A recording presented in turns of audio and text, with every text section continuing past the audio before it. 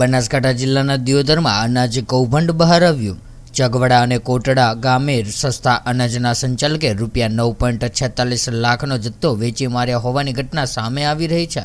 ઘઉં, ચોખા, તુવેર દાળ, મીઠું, ખાંડનો જથ્થો બારોબાર વેચી નાખ્યો હતો।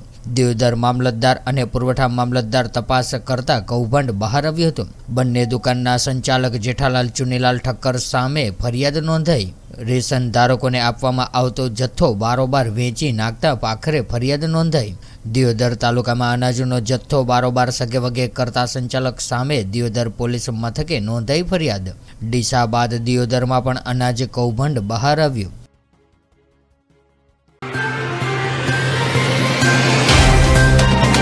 तो व्हाट्सएप, ट्विटर, फेसबुक, इंस्टा जहाँ भी आपका अकाउंट है, इसे शेयर बटन के द्वारा वहाँ पर शेयर करें।